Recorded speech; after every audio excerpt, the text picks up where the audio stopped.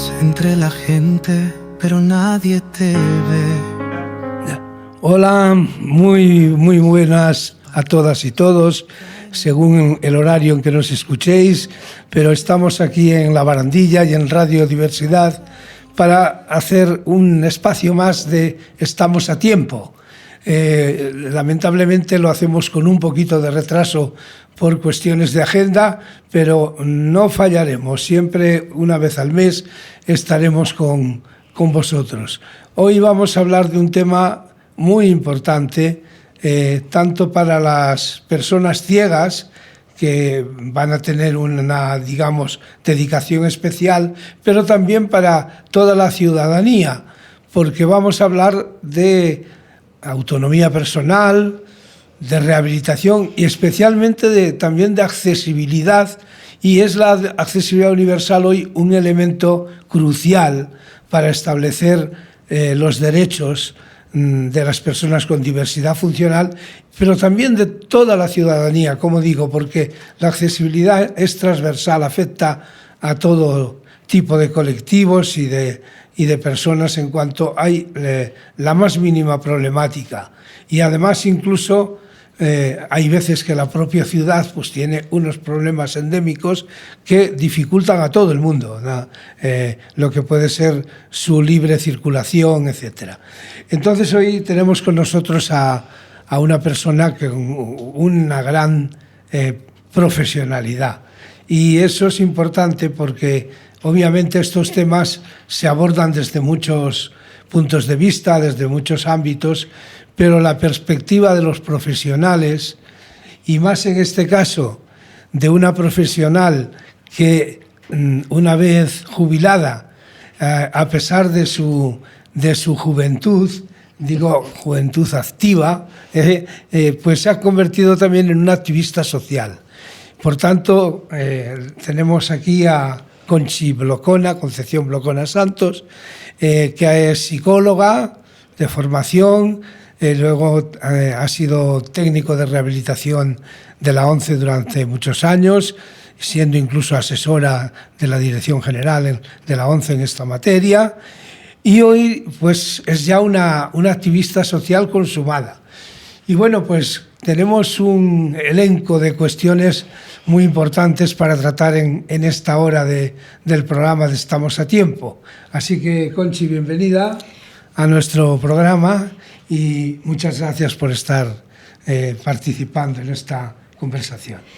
Nada, muy encantada de estar aquí, de que me hayáis invitado, y por supuesto estoy de lo más relajada y de lo más cómoda en esta situación, en esta pequeña tertulia que me has preparado. Así es, bueno, pues eso es lo que queremos y buscamos siempre que sea una interlocución saludable.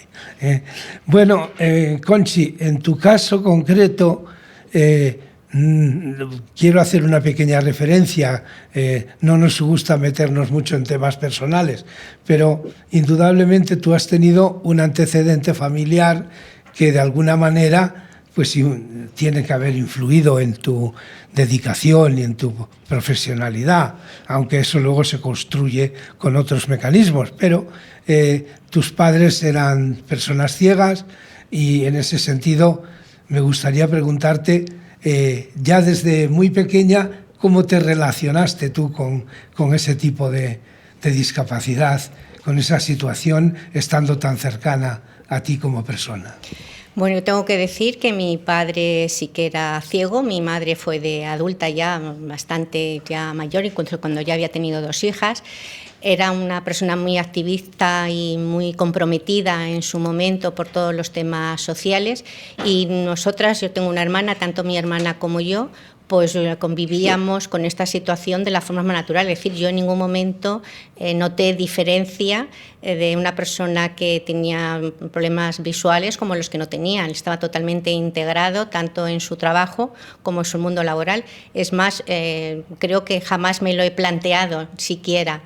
Después sí que es verdad que falleció muy joven. Mi madre perdió la vista cuando tenía 44 años y cuando tenía 46 se quedó viuda, con lo cual es otro tema que en ningún momento he dejado de tener relación con el mundo de la ceguera, pero yo creo que siempre han sido dos prototipos nada estándar en cuanto a este mundo.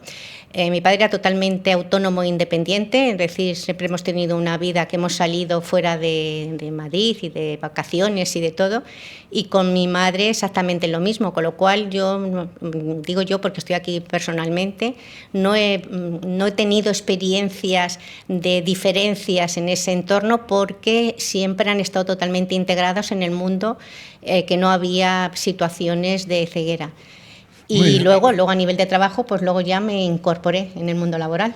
Claro, sí, sí. No, era solamente un poco esa referencia de partida para ver en qué medida había incidido, ¿no?, en tu personalidad y en tu formación.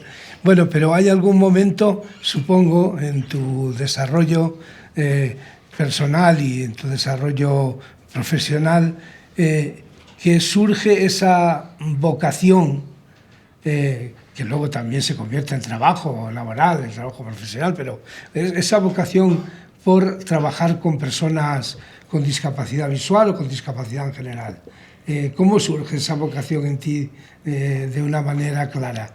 Pues también muy atípica. Yo, como decía antes, mi madre se había quedado viuda, con lo cual con 18 años yo había tenido la formación de auxiliar de clínica y me puse a trabajar como auxiliar de clínica en una clínica de rehabilitación.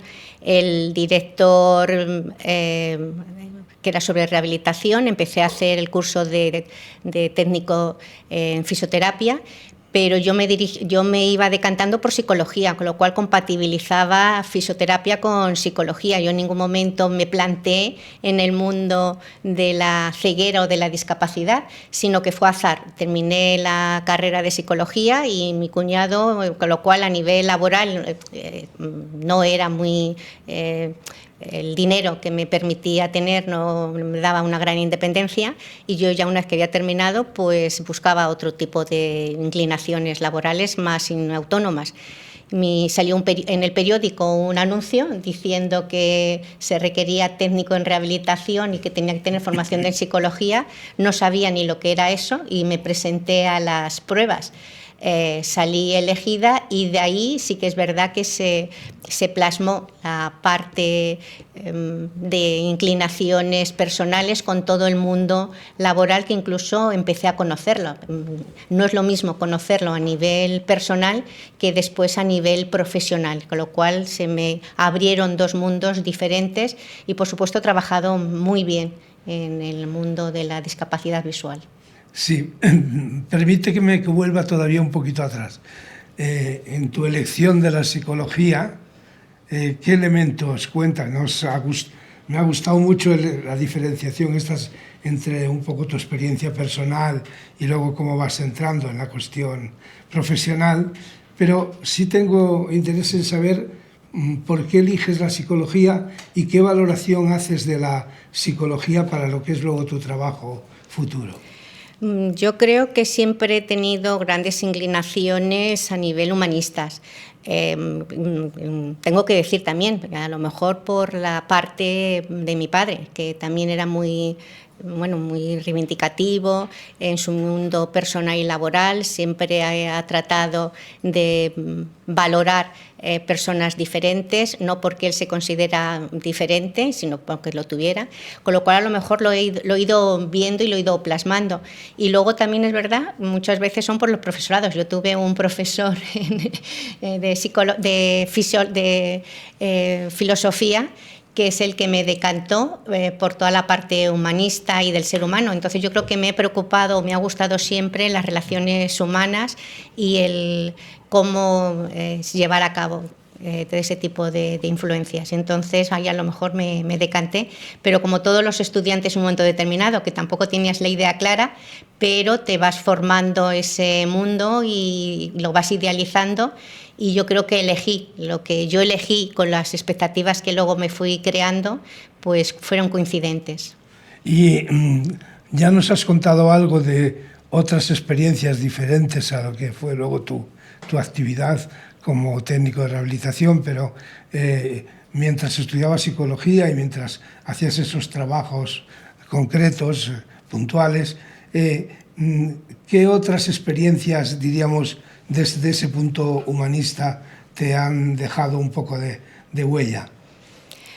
Pues a lo mejor eso todo relacionado con las capacidades humanas, con los intereses, con las necesidades, y en ese sentido lo que era la parte más médica en la que yo trabajaba como fisioterapeuta, sí es verdad que yo también intervenía ahí, no solamente la parte física de desarrollar pues a lo mejor algún tema de dolor, sino muchas veces en llegar a la persona que por qué se encontraba mal, que muchas veces también ese pequeño, dedicarle unos pequeños minutos o segundos a saber por qué está en esa situación, pues también es sanadora.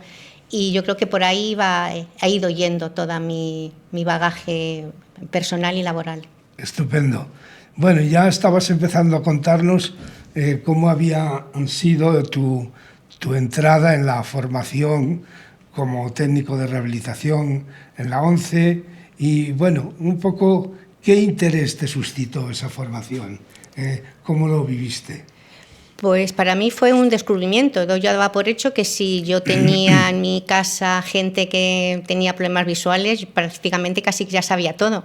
Y me di cuenta que no, que las personas somos totalmente diferentes y que no se puede generalizar. Puedes tener una base, alguna dificultad, pero incluso en todas las pruebas es una formación que se hizo desde la ONCE muy exhaustiva, teóricamente y teórico-práctica, y puedo poner el ejemplo que en un momento determinado tengo que decir, mi madre es una buena cocinera, voy a poner como un ejemplo, y cuando tuve que hacer una tortilla con antifaz, yo de entrada no me había dado cuenta, me veía cuáles eran los movimientos que hacía mi madre, con lo cual me salió una tortilla divinamente, ahora lo tengo que decir, cosa que mis compañeros les salieron fatal, y una de las cosas yo creo era precisamente por toda esas imágenes que yo tenía de cómo llevaba a cabo mi madre esa acción, entonces pues intercalé lo que mis tutores me plasmaban con esa imagen o esa visión que yo tenía y que había vivido en casa. Bueno, magnífico saberlo de la tortilla porque eso te costará algún que otro trabajo en algún momento especial. Bueno, entonces estamos ya ubicados en lo que es la formación como técnico de rehabilitación. Es un campo muy interesante y además muy específico y muy especializado por parte de la ONCE, porque hoy día los servicios que presta la ONCE, muchos de ellos se puede ir accediendo cada vez más en el ámbito social general, por ejemplo la inclusión educativa, la inclusión laboral, pero desde luego lo que es la rehabilitación, es decir, o la habilitación en el caso de los niños, ¿no? Es algo específico, algo especializado, que requiere, aparte de una buena formación general de tipo profesional, requiere una formación específica muy, muy importante. Y eso, tú de alguna manera te sentiste realmente implicada en esa nueva modalidad que iba mucho más allá de saber psicología o ser de magisterio, ser de filosofía o de medicina incluso, ¿no? Yo creo que está muy relacionada y una de las cosas, yo creo que como base el que exijan una formación determinada para ser técnico en rehabilitación, yo creo que es vital. El que en mi formación, cuando dijeron, exigían que fueran o pedagogo o psicólogo, y yo creo que esa base, esos profesionales salimos con muy buena experiencia. Hay que tener que cuando hay que hacer un programa en rehabilitación, no solamente hay que enseñar esa autonomía, sino que hay que conocer qué intereses, qué características, qué capacidades tiene la persona y adaptarse a esa persona. Y eso es importante, por mucha técnica que tenga, si yo no me adapto, no empatizo con esa persona y no veo cómo llevar a cabo esos temas, es difícil porque hay que ponerla en unos bretes un poco muchas veces complicados, hacer cosas que es difícil, luchar con la familia, con las propias características de la persona que se genera también en dudas. Y entonces yo creo que esa base humanista, por decirlo así, ya sea de magisterio, de psicología, de pedagogía, de filosofía, es decir, de ponerse en la piel de la otra persona, es vital para después llevar a la técnica. Sí, y bueno, pues dicho esto, me gustaría que nos contaras algo sobre tus primeros pasos, ya como profesional, cuando empezaste a enfrentarte ya con casos concretos, con la movilidad, orientación y movilidad, con las habilidades de la vida diaria, en fin, un poco con la atención integral a las personas. ¿Qué dificultades fueron las mayores para que tú fueras adquiriendo esa madurez, esa consolidación como profesional, y esos primeros pasos, cómo los viviste? La formación sí que es verdad que, como decía en principio, es teórico-práctica. Esos primeros casos que llevaba estaban supervisados siempre por el tutón que teníamos, y sí, cuando ya me tuve que enfrentar sola a esa primera persona que tenía delante de mí, con lo cual ya no tenía detrás de alguien que me supervisara o me diera el visto bueno. A lo mejor era por la ignorancia, a lo mejor, de la primera vez. Yo me consideraba bastante preparada. En casa sí que le dedicaba mucho tiempo. Antes de poner esa primera sesión estaba exhaustivamente preparada en todos los sentidos. Empatizar, para mí era muy importante que la persona que tuviese delante estuviese relajada y confiara en mí, explicarle en todo momento cómo íbamos a llevar todos los programas.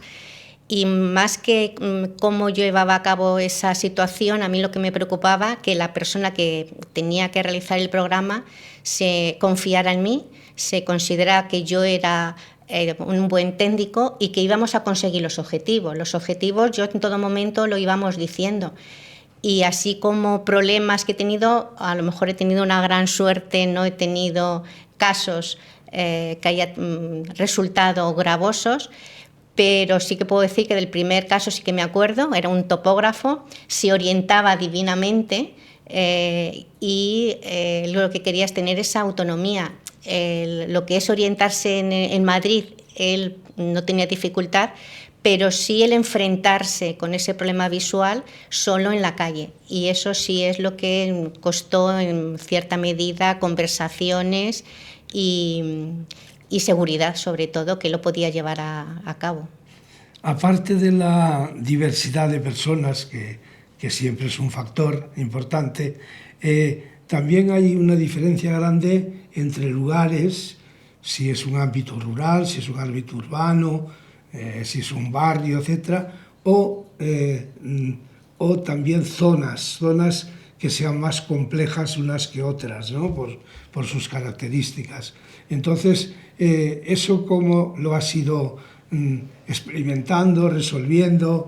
Pues supongo que ahí hay una gran diversidad de situaciones. Pues sí, incluso dentro del término de España. También a lo mejor he tenido la gran suerte que he tenido que estar desplazada en diferentes autonomías de España. Entonces, sí, uno de los desplazamientos, pues cuando yo llevaba en Burgos, Soria y Palencia, pues los programas de hacerlo en una zona rural, que muchas veces Soria es toda la provincia, o sea, no solamente era capital, sino que eran pueblos. La gente, por eso te decía al principio, hay que adaptarse a las necesidades e intereses de la persona. Había gente que era un pueblo donde su entorno no había ni aceras y a lo mejor la forma de relacionarse y buscar referencias era a lo mejor incluso por el olor o por el ruido de las gallinas o de los animales. O cuando vienen aquí, sobre todo estudiantes que son en un entorno más rural o más pequeño, pues por ejemplo el transporte público jamás lo han llevado a cabo. Entrar en un metro, en una gran ciudad como es Madrid, Sevilla o Barcelona, donde las ciudades son muy amplias, el ruido es muy diferente y el transporte jamás lo han utilizado solos, pues de entrada ya simplemente la percepción de los sonidos es totalmente diferente y eso bloquea. Y entonces es muy diferente. Como técnico creo que es enriquecedor porque te da un matiz muy diverso de la población que tenemos, y eso también te amplía la forma de adaptar los programas. Y como personas a las que tenía que llevar a cabo los programas, pues lo mismo es adaptarse continuamente a esa persona. Es decir, no hay ningún programa idéntico al otro, son todos diferentes y es adaptarse a esa persona. Bueno, estamos en el espacio Estamos a Tiempo, en La Barandilla y Radio Diversidad. Estamos con Conchi Blocona, psicóloga y técnico de rehabilitación, y ahora una activista social, como veremos luego más al final. Pero mientras nos prepara el corte publicitario Toni, yo quería preguntarte, ¿cómo valoras tú la confluencia entre la rehabilitación básica y la rehabilitación visual? Porque en la ONCE en un principio estuvieron completamente separadas y luego se ha optado por lo que se llama la rehabilitación integral y que supone pues, que todos los técnicos conocéis pues, ambas facetas suficientemente. Entonces, ¿cómo has visto tú esa realidad y si te has encontrado con algún problema a la hora de conjugar bien esas dos perspectivas? Para mí, yo al principio estaba a favor de esa complementación. Es más, yo en mi formación yo empecé como técnico de rehabilitación básica, eran las personas que nos dedicábamos a las personas que no tienen apenas resto visual o ciegas totales, porque era sobre todo lo relacionado con la autonomía y actividades de la vida diaria. Su resto visual era muy escaso. Pero cuando existía ese resto visual había que aprovechar no solamente la lectura, sino utilizar en distancias lejanas o aprovecharlo en distancias lejanas. Yo de todo momento lo he visto como algo favorecedor. No todo el mundo lo ha visto de esa forma, pero yo creo también ha ido evolucionando y ha ido cambiando el tipo de población. Cuando yo entré había un tanto por ciento bastante elevado de gente que no tenía resto visual. Hoy, por las tecnologías y los avances de medicina, existe una población muy escasa que no tiene resto visual, con lo cual, para potenciar, es decir, para vivir, una persona que tiene problemas visuales tiene que desarrollar pues, el tacto, el oído, y si hay ese resto visual, se tiene que integrarlo también, con lo cual yo siempre lo he vivido como un avance para el colectivo de las personas, para la atención específica en cuanto a rehabilitación, pero también en cuanto a la integridad social. Hay que pensar que la rehabilitación no es solamente desplazarme de casa al colegio, sino también es en el mundo laboral, en el mundo del ocio, y eso es inclusión y es integración. Muy bien. Toni, adelante. El sabor auténtico de Jaén lo tenemos en los aceites de la marca Jaén Natural. Auténticos olivos que son fuente de salud. Añade un chorrito de aceite a tu vida y saborea lo mejor del campo en tu mesa. Ofrecemos a nuestros clientes aceite virgen extra con la más alta calidad del mercado. Llama al 91 813 64 57 y aprovecha nuestra oferta especial de aceite virgen extra con entrega gratis en tu casa. Di que llamas de parte de Radio Diversidad. Conoce nuestro aceite en Jaén Natural. www.jaennatural.es. Recuerda llamar al 91 813 64 57. Bien, volvemos al diálogo con Conchi Blocona. Estamos hablando de la rehabilitación básica, la rehabilitación visual y ese nuevo concepto ya que está establecido de una rehabilitación integral que, como ella nos decía muy bien, es conveniente que tenga todos los polos, y más en este momento donde ya no hay esa diferencia tan grande entre la cantidad de personas ciegas totales o de personas con resto visual. Pero es evidente que sí que hubo una dificultad, yo diría corporativa, pero que quizá la propia institución ONCE fomentó en el sentido de haber creado dos mundos distintos, encaminados al mismo fin, pero dos mundos distintos, con una formación técnica diferenciada, y obviamente eso pues ayuda a que haya un cierto corporativismo. Por eso descargo un poco la responsabilidad más en los que fuimos responsables de esas situaciones, también pensando que era mejor, o atendiendo a la situación concreta de aquel momento, pero que en los profesionales que obviamente pues van siguiendo unas pautas y claro, dar un salto en esas pautas pues también es complicado muchas veces, ¿no? Pero precisamente en la ONCE pues ha habido diferentes ámbitos de formación, de atención al usuario. Por ejemplo, la que se hacía en los centros, desde aquel centro famoso de Sabadell y las unidades de rehabilitación de Madrid y Andalucía, y la que se hacía también en los territorios, en los equipos territoriales. Entonces, ¿tú has visto esa diferencia? ¿Realmente había una diferencia cualitativa en la atención? Existían dos profesionales diferentes, que cada uno tenía sus funciones muy delimitadas.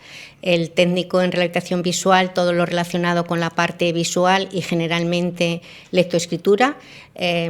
Raramente se salía al exterior o en muy poquitas ocasiones, y el técnico en rehabilitación básica, precisamente el que intervenía mucho en la calle y fuera de despacho.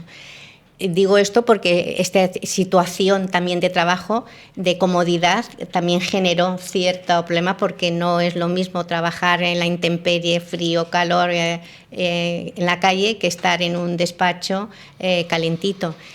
Y luego la formación de base que habíamos tenido cada uno de estos dos profesionales era totalmente diferente, entonces había que integrarle. Promociones futuras, luego ya se han integrado estos dos funciones y ya no ha existido ese cambio, pero claro, siempre los cambios, adaptarlo o llevar ese punto intermedio de un lugar al otro, sí que generó, no en todos los profesionales, en algún colectivo más que otro, pero sí generó una cierta sinsabor en algún momento, pero ni en todas las comunidades, ni en todos los sitios, ni todos los profesionales de la misma manera, pero sí que es verdad, si hay que ser sincero, sí que generó ciertas discrepancias, pero luego se fueron limando y yo creo que luego al final hemos seguido siendo profesionales que nos hemos adaptado a la situación actual también del colectivo de personas con discapacidad visual. Y futuras promociones todas ya están integradas en las dos funciones, como un solo colectivo. Sí, ahora te preguntaré algo sobre eso, pero ¿y el papel de hacerlo desde un centro especializado o específico, o hacerlo dentro de un equipo territorial? ¿Ves mucha diferencia?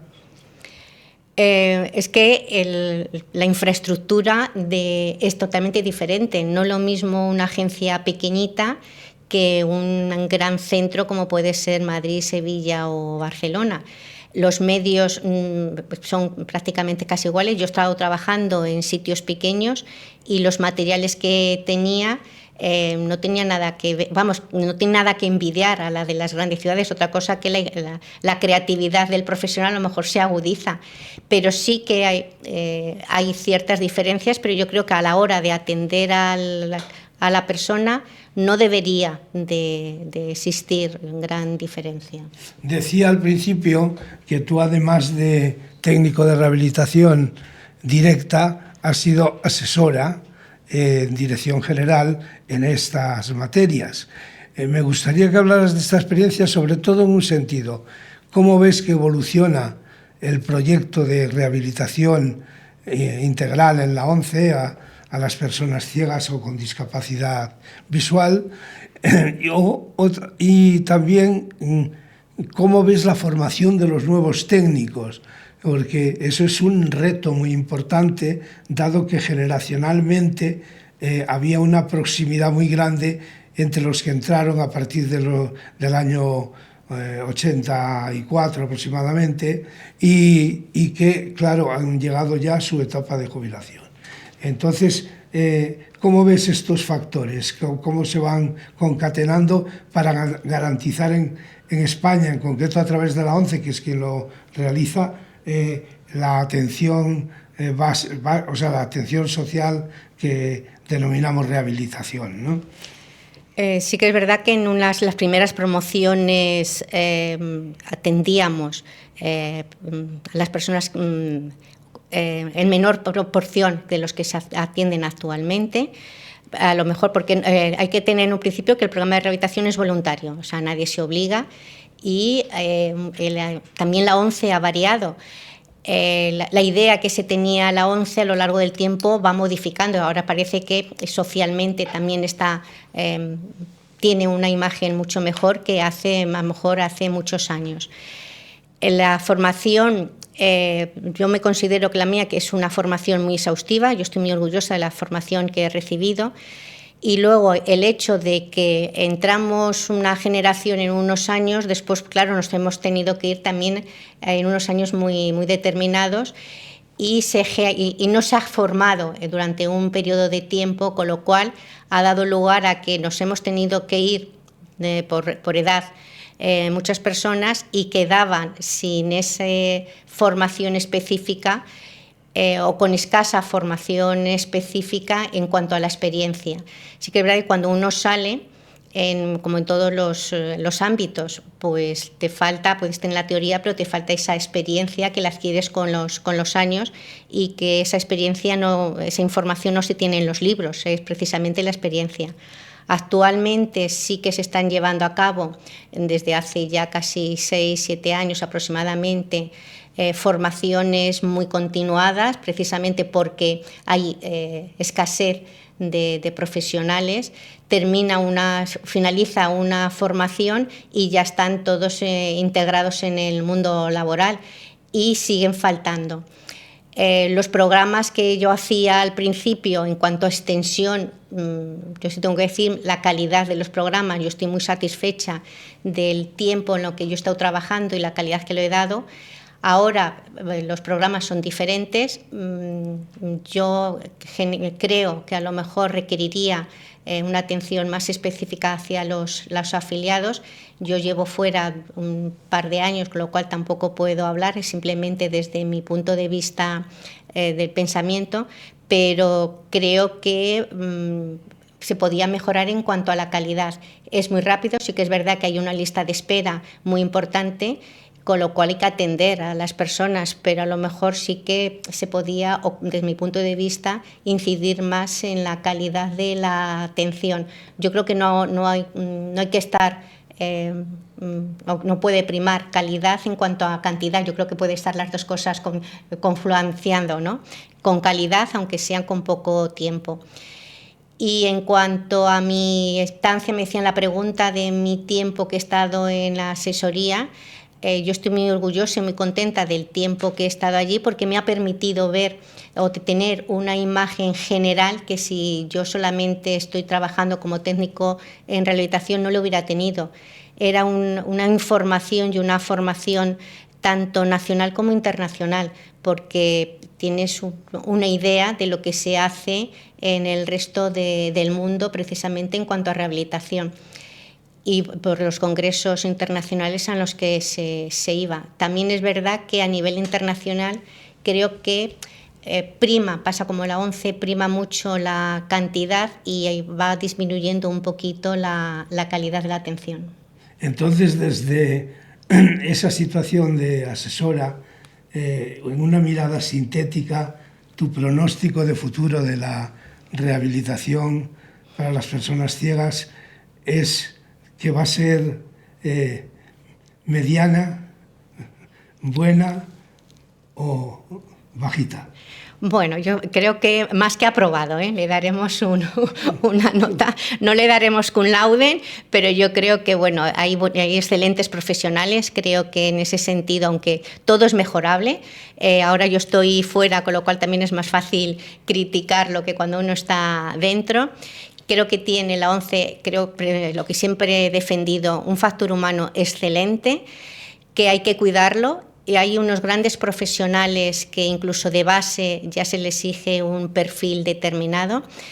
Hay que cuidarlo y, por supuesto, hay que seguir mejorando. Es mejorable también en cuanto a la calidad. Yo no hablo como profesionales, sino a la atención que se dedica a las personas con problemas visuales. Yo creo que puede ser mejorable, pero también hay que tener en cuenta que ahora hay un punto que cuando yo empecé no se trataba apenas nada, que es en todo tema relacionado con la accesibilidad, o en su momento se llamaba barreras arquitectónicas cuando yo empecé.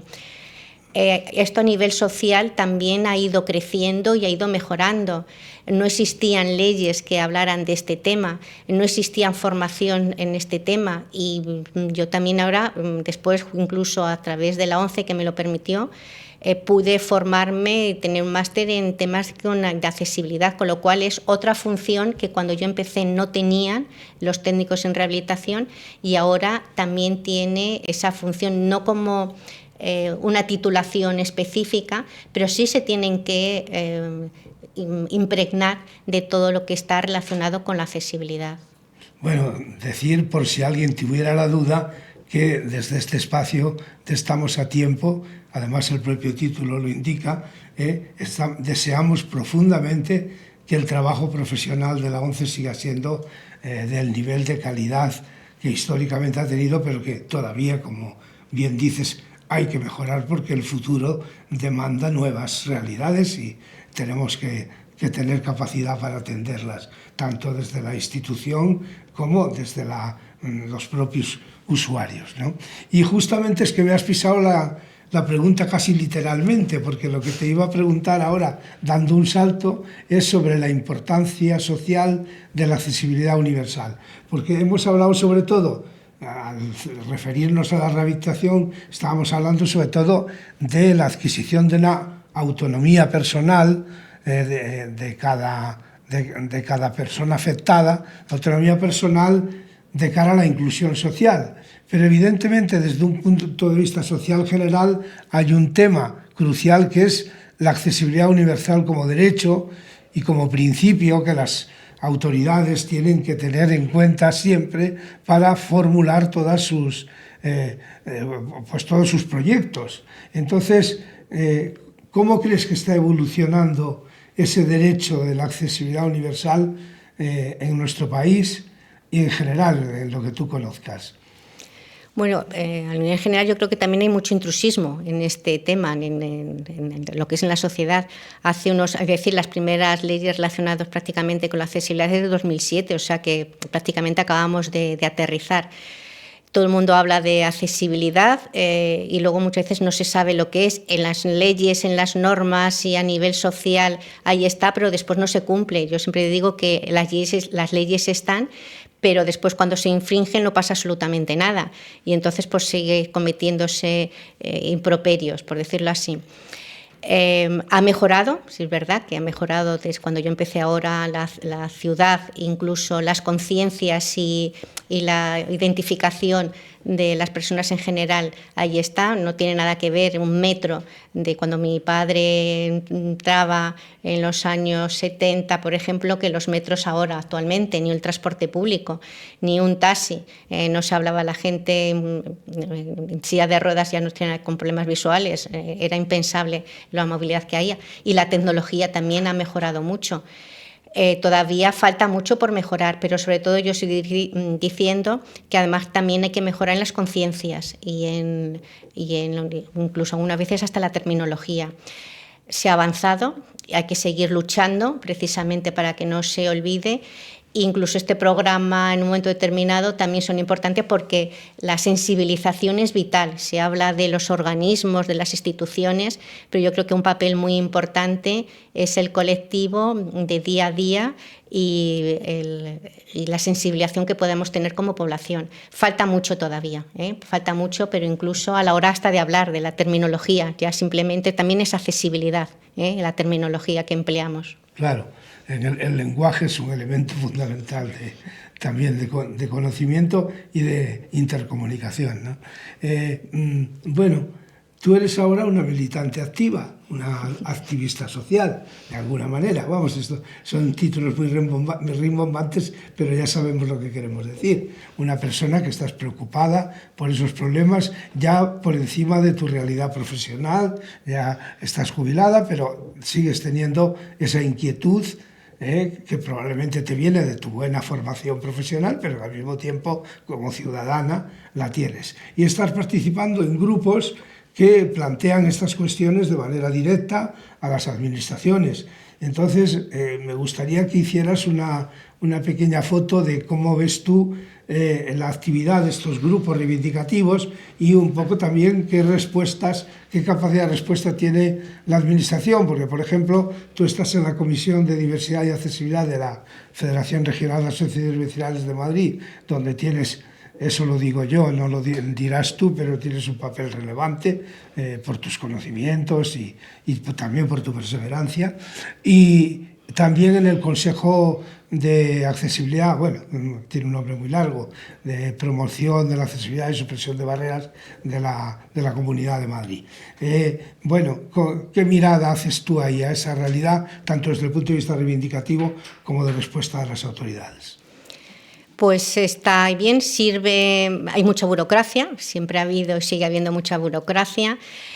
Sí que es verdad que las personas en las que están en estos grupos también ya para mí no son novedosas, ya conocía en alguna medida muchos de ellos ya de mi forma laboral como técnico en la ONCE son los mismos. Sí que hay a lo mejor una idea de reivindicación o de mejorar las cosas, se avanza poquito y algunas veces da un paso adelante o dos pasos adelante y uno atrás, porque hay cosas que se han ido mejorando y otras que continuamente hay que estar recordándolo para seguir avanzando. Hay que seguir luchando y lo que me faltaría, pensaría yo que faltaría a lo mejor un poquito de conciencia social y más asociacionismo a lo mejor. Falta bastante por hacer. La gente que está en estos grupos de trabajo también hay una gran motivación que eso influye mucho, con lo cual el desánimo que puede aparecer en otros lugares, pues aquí unos se palían. Y voy a repetir, creo que si se hace una idea general de lo que hay en España como hay en otros países, pues entonces a lo mejor hay que valorar todo lo que tenemos. Pero todavía, como decía, avanzamos un paso y algunas veces retrocedemos otros dos. Entonces, continuamente hay que estar a nivel institucional, pues voy a decir muchas veces es a nivel político, bonitas palabras, bonitos gestos, pero después a la hora de hacer de la acción, poca acción, porque voy a repetir muchas veces hay mucha burocracia. Con lo cual, lo que sí hay que hablar de futuro, pues seguir luchando, seguir peleando y entonces a lo mejor pues reivindicar. Y reivindicar y reivindicar. Bueno, pero para que te mojes un poco más en concreto, ¿cómo valoras el papel del movimiento vecinal y de otros grupos activos que reivindican estas cuestiones en nuestra sociedad? Y en segundo lugar, ¿cómo responden los organismos oficiales a estas demandas? Concretamente, la asociación de Estoy es muy reivindicativa, la gente que está involucrada muy luchadora. A nivel social e institución, pues bastante defraudante, porque voy a repetir, hay mucha burocracia, te escuchan, es muy lento.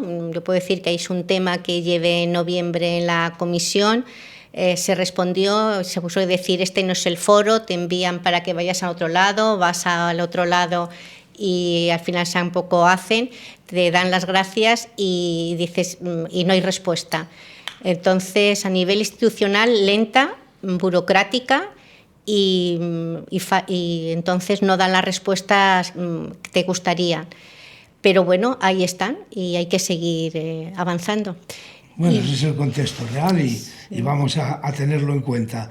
Pero ahora me gustaría que esbozaras, no tenemos tiempo a una cosa exhaustiva, pero así a una pequeña foto de qué temas principales ves tú ahora en el horizonte sobre el tema de la accesibilidad, especialmente teniendo en cuenta a las personas con diversidad funcional, pero en general.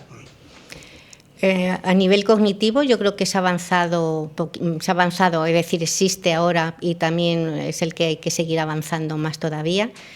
En el transporte público yo sí que diría que hay mucho técnico, como se hablaba de accesibilidad y parece que el técnico es suficiente, con lo cual yo reivindicaría que las personas con problemas de discapacidad estuvieran presentes y que se les estuvieran más protagonistas en esa situación, se les hiciera partícipe, que todavía, aunque a nivel legal se les exige, no están en los foros o en las leyes, porque muchas veces dicen que no hay dinero para hacer las pruebas. Entonces, exigiría que cumplieran esa norma. En el transporte sí que estaría, y luego lo que sí diría, por ejemplo, a nivel laboral, sigue siendo una gran brecha que en el mundo laboral que todavía falta mucho por avanzar. Bueno, hay un tema concreto que se va a tratar el próximo 18 de marzo con la Dirección de Accesibilidad del Ayuntamiento de Madrid, que es la cuestión de los semáforos. Es un tema pues bastante importante para las personas ciegas. ¿Cómo ves ese panorama? Es un tema complicadillo, pero... Bueno, es un tema que, están las competencias de cada autonomía, las asume, y entonces muchas veces lo que es a nivel estatal no interviene. Y entonces, por subir concretamente en Madrid es muy problemático, porque un número muy importante de semáforos deja de estar conectados a las 10 de la noche, y aunque ahora también hay la opción de que hay un mando y lo puedes activar, pero todavía muchos semáforos no están. Esto supone un gran problema para la integridad física, incluso de las personas en esa situación, que es cuando más se necesita. Es un tema que se lleva años reivindicando. El dispositivo sonoro de los semáforos es muy importante, ya no solamente para las personas que tienen problemas visuales, sino para cualquier otro tipo de personas. Incluso ahora todo el mundo va con el móvil y no sabe ni cuándo tiene que cruzar. El sonido, sí que se hablaba de que el sonido, porque molesta muchas veces a los vecinos, y entonces ese dispositivo, ese sonido desaparece, y el mantenimiento, aunque a nivel después de la institución dice que está arreglado, no es así, y se llevan meses y meses y meses y todavía está sin arreglar.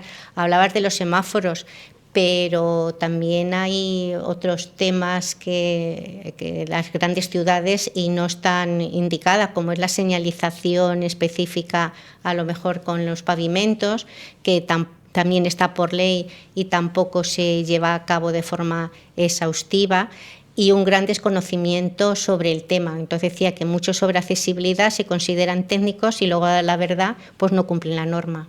Claro, aunque se ha avanzado mucho y no lo podemos negar en estos 50 años de transición y de democracia, evidentemente el tema de la accesibilidad es extraordinariamente complejo, y como la respuesta tampoco es especialmente activa por parte de los poderes públicos, evidentemente va lento. Pero yo creo que va de forma imparable, y que la reivindicación es la que puede impulsarlo mucho más. Por supuesto, en una democracia también el compromiso de la clase política es fundamental. Y vamos terminando, pero nos quedan dos cuestioncillas.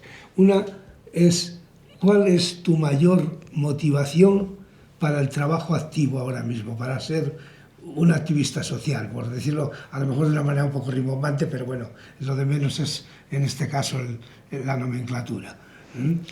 ¿Cuál es tu mayor motivación? Bueno, yo creo que yo tengo una serie de conocimientos y de formación, y los quiero poner en práctica de forma cognitiva o de forma pensante. Yo me encuentro en óptimas condiciones. También es verdad que yo, desde la base, es decir, como perfil en mi casa, siempre ha habido una reivindicación. Sin que hablar que mi padre ha sido una persona muy reivindicativa, no llego ni a la altura del zapato de lo que era él en su momento y de luchador, pero yo creo que ha quedado impregnada ahí, y entonces mi información, mi formación y mi experiencia, pues lo quiero poner en práctica en el bien de una sociedad mejor. Me siento orgullosa por ello, y entonces bienvenido sea todo lo que pueda aportar. En estas comisiones se me ha dado la bienvenida, me encuentro muy bien, con lo cual pues sigo luchando, pero también es porque creo que es parte del ser humano que debe luchar por una sociedad mejor, y es que además creo en ello. Es una suerte contar con personas y profesionales como tú, ya en un trabajo libre y voluntario, que tiene pues otra gracia, ¿no? Pero bueno, todos son importantes, tanto el profesional como ese activismo, ¿no? Hombre, yo querría, ya que empecé preguntándote sobre tus antecedentes familiares, decir con toda claridad que los veteranos vendedores de Madrid recuerdan perfectamente a José Manuel Blocona, era así su nombre, ¿no? Mauricio. Perdón, perdón por el lapsus. Bueno, Mauricio Blocona como un vendedor muy luchador, muy activo, pero no quiero quitarle la gracia a tu madre, de la que siempre tienes un recuerdo, pues yo diría que especialmente grato, ¿no? Así que ambos... ¿Qué se llama ella, tu madre? Concha. Pues Concha, casi como tú, ¿no? Sí. Muy bien, bueno, pues recordarles a los dos, porque creo que han incidido casi sin saberlo en que aquí se haya forjado una gran profesional. Así que, Conchi, muchas gracias. Y solo ya la última pregunta. ¿Existen ciudades ideales, o al menos existen espacios ideales para la accesibilidad hoy por hoy? Que yo conozca, no. Por eso se llaman ideales. Hay que ir a por ellos. Que yo conozca, no. Y yo creo que nunca existían ideales, porque siempre es mejorable todo. Entonces, cuando llegamos a un límite, pues una piensa que puede mejorar esa situación, y de ahí esa idea siempre es por seguir avanzando. Que yo sepa, no hay un ideal, pero hay que luchar por lo menos que sea mejor de lo que tenemos ahora. Bueno, pues muchísimas gracias por tu presencia en este espacio, estamos a tiempo. Creo que nos has ayudado mucho a entender toda la problemática que hemos abordado, y es bueno tocar la conciencia de la ciudadanía en todo esto para que nuestra convivencia sea mucho mejor y para que la realización de las personas sea cada vez más completa en una sociedad igualitaria. Muchísimas gracias, y volveremos en el mes de marzo otra vez, porque nos habíamos retrasado con la entrevista de febrero. Hasta la próxima entrevista, hasta la próxima encuentro que tengamos aquí. Muchas gracias. Tu alma está rota. ¿Acaso soy invisible?